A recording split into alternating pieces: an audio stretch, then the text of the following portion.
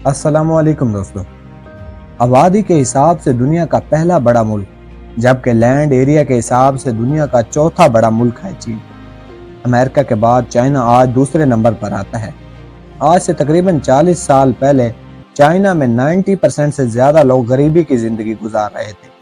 उस वक्त चाइना का आलमी जीडीपी में कंट्रीब्यूशन ना होने के बराबर था, मगर आज चाइना में 1% से भी कम लोग गरीबी की जिंदगी गुजार रहे हैं और चाइना का आलमी जीडीपी में कंट्रीब्यूशन 18% से भी ज्यादा है। दोस्तों, दुनिया का 70% से ज्यादा सेल फोन चाइना में बनता है। दुनिया की 25% इलेक्ट्रिसिटी, 35% कारें और 50% सेब यानी एप्पल अकेला चाइना ही प्रोड्यूस करता है। जितनी ज्यादा कंस्ट्रक्शन अमेरिका में पिछले 100 सालों में हुई है, चाइना ने इससे ज्यादा कंस्ट्रक्शन सिर्फ 10 सालों में कर दिखाई है। मगर अब सवाल ये पैदा होता है कि पाकिस्तान और इंडिया के साथ बनने वाला ये मुल्क आखिर इतनी ज्यादा तरक्की कैसे कर गया। इसका जवाब जानने के लिए आपको तारीख के 70 साल पहले जाना होगा। Poorest nations. 1978, Deng Xiaoping had an idea, one that would turn communist China on its head. Since then, China has made extraordinary strides in various fields. So how did one of the world's poorest countries become a global superpower in just 4 decades? दोस्तों, ये बात है 1949 की, जब communist party of China nationalist party से जंग जीत जाती है। इस जंग का आगाज 1927 में हुआ था, जो 30 साल से ज्यादा अरसे तक जारी रही और बिला आखिर चाइना की कम्युनिस्ट पार्टी इस जंग में जीत गई। दोस्तों, इस जंग के खत्म होने के बाद नेशनलिस्ट पार्टी के लोग एक करीबी आइलैंड पर चले गए, जो आज ताइवान के नाम से जाना जाता है। शायद इसी वजह से चाइनीज ताइवान को चाइना का ही पार्ट बताते हैं। 1 अक्टूबर 1949 में माओ जेडोंग की जीत के साथ चाइना का क़याम होता है। माओ जेडोंग कम्युनिस्ट पार्टी का लीडर था। माओ ने पहले 4-5 साल चाइना की बाउंड्री लाइंस वगैरह को सेट किया और चाइना की इब्तदाई मईशत को बेहतर किया। इसके बाद Mao Zedong the great leap forward campaign का आगाज करता है। इसका मकसद था इकोनॉमिक ट्रांसफॉर्मेशन लाना। इस मुहिम में सबसे पहले तमाम जमीनें उनके ऑनर से ले ली गई और सरकार के कब्जे में आ गई। फिर माओ ने किसानों को कॉलोनियां बनाकर उनमें तकसीम कर दिया और हर कॉलोनी के जिम्मे एक खास लैंड का खित्ता लगा दिया, जिसमें उनने काश्त करनी थी और काश्त के जरिए हासिल होने वाली तमाम तर फसलें सरकार के पास जानी थी। इस कैंपेन का दूसरा बड़ा मिशन था इंडस्ट्रियलाइजेशन। इस मुहिम में लोगों को कहा गया कि अपने अपने घरों में छोटी छोटी फैक्ट्रियां बना लें। इन पॉलिसीज का मकसद तो अच्छा था, मगर रिजल्ट बहुत ज्यादा खराब आया, क्योंकि इन छोटी छोटी इंडस्ट्रीज से बनने वाली प्रोडक्ट की क्वालिटी बहुत खराब थी और दूसरा इस वजह से रिसोर्सेज का वेस्ट हुआ। और दूसरी तरफ जो खेतों पर किसान लगाए गए थे वो सही से काम नहीं कर रहे थे। इसकी वजह साफ थी कि इनको कोई फायदा या नुकसान अच्छी या बुरी फसल से नहीं होना था और किसी किस्म की पर्सनल प्रॉफिट शेयरिंग का फार्मूला भी नहीं था, जिसकी वजह से क्रॉप प्रोडक्शन और फूड प्रोडक्शन बहुत ज़्यादा कम हो गई।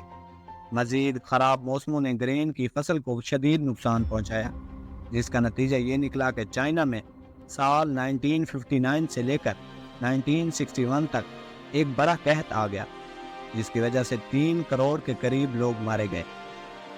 मज़ीद माओ की कई स्ट्रिक्ट और गलत पॉलिसीज़ की वजह से काफ़ी लोग माओ के खिलाफ हो गए, जिसमें माओ ने कहा था कि तमाम स्पैरोज़ को मार दो, यानी पूरे चाइना में जितने भी चिड़ियाँ हैं उनको मार दो। माओ का ख्याल था कि ये चिड़ियाँ फसल को खाती हैं, जिसकी वजह से दाने की प्रोडक्शन बहुत ज़्यादा कम होती है। पूरे मुल्क में चिड़ियों को मार दिया गया, जिसका नतीजा ये निकला कि फसलों को बहुत ज़्यादा बीमारियाँ लगने लगी। इसकी वजह साफ थी कि चिड़ियाँ फसलों पर मौजूद कीड़े मकोड़ों को खाती थी, जिसकी वजह से उनकी तादाद कंट्रोल में रहती थी और फसलों पर बीमारियाँ भी कम लगती थी।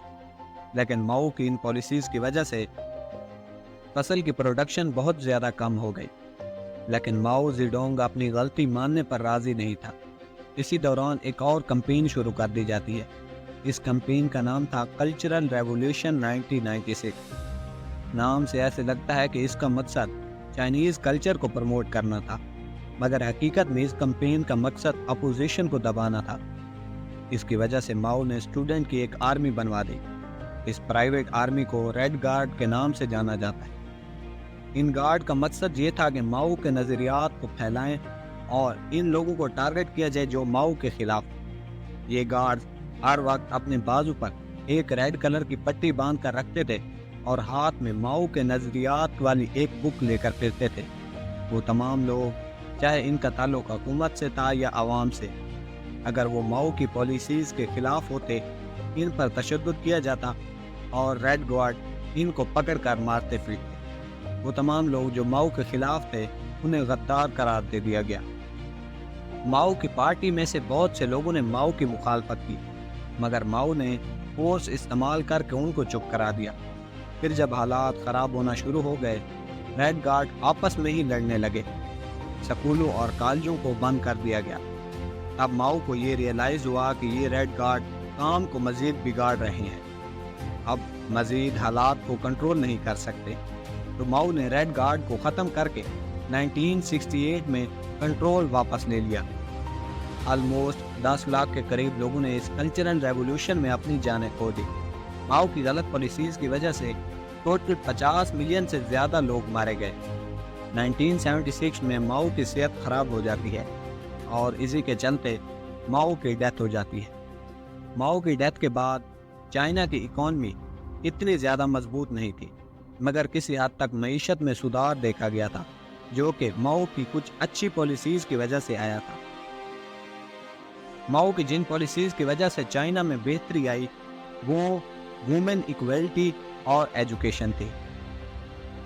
ماؤ کی موت کے بعد ایک نیا لیڈر چائنا کو ملتا ہے جس کو father of the modern China بھی کہا جاتا ہے۔ اس کا نام تھا ڈینگ زیاؤ پنگ۔ ماؤ کے مرنے کے بعد ڈینگ زیاؤ پنگ کو چائنا لیڈ کرنا تھا۔ ڈینگ زیاؤ پنگ اکنامک لبرلائزیشن کا حامی تھا، یعنی ماؤ کی ایڈیالوجی کے خلاف تھا، اور یہی چائنا کا ٹرننگ پوائنٹ بھی تھا۔ ڈینگ زیاؤ پنگ کی پالیسیز پر ایک ایک کر کے بات کرتے ہیں، جن پالیسیز نے چائنا کو لیڈ کیا اور ایک بہترین معیشت بنا کر دنیا کے سامنے پیش کیا۔ ڈینگ زیاؤ پنگ نے ہاؤس ہولڈ فارمنگ کا کنسیپٹ انٹروڈیوس کرایا اور کسانوں کو مرضی کی فصلیں اگانے کا اختیار دیا۔ کسان جتنی بھی فصلیں اگائیں گے ان میں خاص اماؤنٹ تک وہ فصل سرکار لے جائے گی، باقی فصل وہ کہیں بھی بیچ سکتے ہیں، جس سے ان کو اچھا خاصا پروفٹ مل سکتا تھا۔ اس وجہ سے کسانوں نے فصلوں پر اور زیادہ محنت کرنا شروع کر دی۔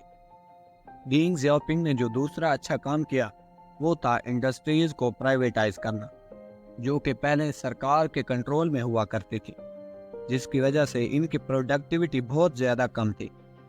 جب ڈینگ زیاؤ پنگ نے ان کو پرائیویٹائز کیا تو اس کی وجہ سے ان کی پروڈکٹ ریشو میں کافی زیادہ اضافہ ہو اور کوالٹی بھی امپروو ہو گئی، کیونکہ لوگ اپنی مرضی کی سیلری حاصل کر سکتے تھے اور جس چیز کو وہ بنانا چاہتے تھے وہ بنا سکتے تھے، جبکہ ماؤ کے دور میں ان کی سیلری بھی فکس تھی اور جس چیز کو انڈسٹری میں بننا تھا وہ بھی فکس تھی۔